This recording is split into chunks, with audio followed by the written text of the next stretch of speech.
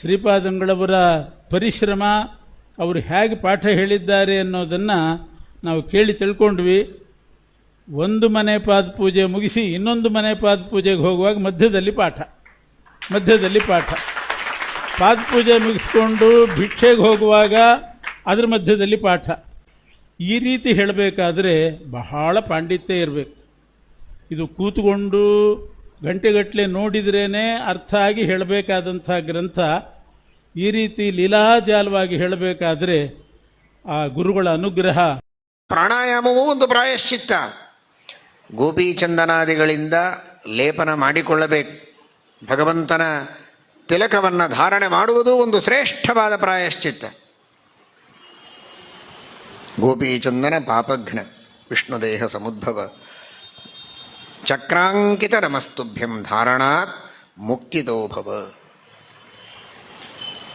ವಾದರಾಜ ಶ್ರೀಪಾದಂಗಳವರು ತಿಳಿಸುವಂತೆ ಭಾಲೆಯಲ್ಲಿಖಿತಂ ಧುನೋತಿ.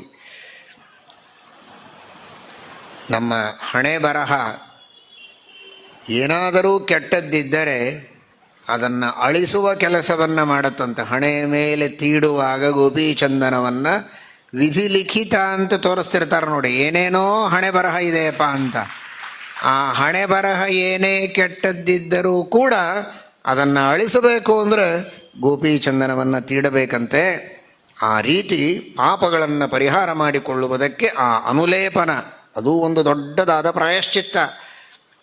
ನಿತ್ಯಂ ಪರವಸು ಸುಸ್ನಾತಾಃ ಸ್ವನುಲಿಪ್ತಾಃ ಸ್ವಲಂಕೃತಾಃ ಸುಅಲಂಕೃತಾಃ. ಅಲಂಕಾರವನ್ನು ಏನೇನೋ ವಿಕಾರಗಳನ್ನು ಮಾಡಿಕೊಳ್ಳುವುದಲ್ಲ, ಪಾಶ್ಚಾತ್ಯರ ಅನುಕರಣೆಯನ್ನು ಮಾಡುವುದಲ್ಲ. ಯಾವ ತರಹದ ಶಾಸ್ತ್ರೀಯವಾದ ಶಾಸ್ತ್ರಸಮ್ಮತವಾದ ಭಗವಂತನಿಗೆ ನಿವೇದಿತವಾದಂತಹ ಸಮರ್ಪಿತವಾದಂತಹ ಪುಷ್ಪ ಇವೆ. ದೇವರಿಗೆ ಅರ್ಪಿತವಾದ ನಿರ್ಮಾಲ್ಯವನ್ನು ಅದನ್ನೇ ಧಾರಣೆ ಮಾಡೋದು, ದೇವರಿಗೆ ಅರ್ಪಿತವಾದ ಗಂಧವನ್ನೇ ವಾಸನೆ ನೋಡುವುದು, ಆಘ್ರಾಣನ ಮಾಡೋದು, ದೇವರಿಗೆ ಅರ್ಪಿತವಾದ ನೈವೇದ್ಯವನ್ನೇ ಸ್ವೀಕಾರ ಮಾಡೋದು. ಸ್ವೀಕಾರ ಮಾಡುವುದಾದರೂ ಸರಿ, ತಿನ್ನುವುದಾದರೂ ಸರಿ, ಮೈಮೇಲೆ ಅಲಂಕಾರ ಮಾಡಿಕೊಳ್ಳುವುದಾದರೂ ಸರಿ, ಬಟ್ಟೆಯನ್ನು ದೇವರ ಮುಂದಿಟ್ಟು ಸಮರ್ಪಣೆ ಮಾಡಿಯೇ ಅದನ್ನು ಉಟ್ಟಿಕೊಳ್ಳುವುದು. ಇದು ಸ್ವಲಂಕಾರ. ಸಿಕ್ಕಾಗ ಮಾಡಬೇಕು. ತಪ್ಪಲ್ಲಪ್ಪ, ಬಹಳ ಸಂತೋಷ ಅಂತ ಖುಷಿ ಪಡಬಾರ್ದು. ದೇವರ ಸೇವೆ ಇವತ್ತೊಂದು ದಿವಸ ಸಿಕ್ಕಿಲ್ಲ ಅಂದರೆ ದುಃಖ ಪಡಬೇಕೇ ಹೊರತು ಅದಕ್ಕೆ ಸಂತೋಷ ಪಡಬಾರ್ದು. ಇವತ್ತೇನೋ ಒಂದು ಕಾರಣಕ್ಕೆ ನೀರು ಬರಲಿಲ್ಲ, ಸ್ನಾನಕ್ಕೆ ಅನುಕೂಲ ಆಗಲಿ, ಆಯ್ತು ಇದೇ ಒಂದು ನಿಮಿತ್ತ, ಇವತ್ತು ಪೂಜಾ ಇಲ್ಲ, ಸುಮ್ಮನೆ ಅಷ್ಟೇ ಒಂದು ಯಾವುದೋ ಒಂದು ಮೈಲಿಗೆ ಸ್ನಾನ ಮಾಡಿ ಊಟ ಮಾಡಿಬಿಟ್ರೆ ಆಯಿತು, ಹೇಗಿದ್ರು ಮಡಿ ನೀರು ಸಿಕ್ಕಿಲ್ವಲ್ಲ, ಪೂಜೆ ತಪ್ಪಿತು, ಭಾಳ ಸಂತೋಷ ಅಂತ ಹೀಗೆಲ್ಲ ಸಂತೋಷ ಪಡಬಾರ್ದು. ಅಯ್ಯೋ ಪೂಜೆ ಮಾಡಲಿಕ್ಕೆ ಅವಕಾಶ ಆಗಲಿಲ್ವೇ ಅಂತ ದುಃಖ ಪಡಬೇಕು. ಹೇಗಾದರೂ ಮಾಡಿ ಪ್ರಯತ್ನ ಮಾಡಬೇಕು. ಪೂಜೆ ಮಾಡೋದಕ್ಕೆ, ಪರೋಪಕಾರ ಮಾಡೋದಕ್ಕೆ, ಸೇವೆ ಮಾಡೋದಕ್ಕೆ, ಸತ್ಕರ್ಮಗಳನ್ನು ಮಾಡೋದಕ್ಕೆ ಕದಾಚಿತ್ ಚಾನ್ಸ್, ಅವಕಾಶ ತಪ್ಪಿ ಹೋಗೋದಿರುತ್ತೆ.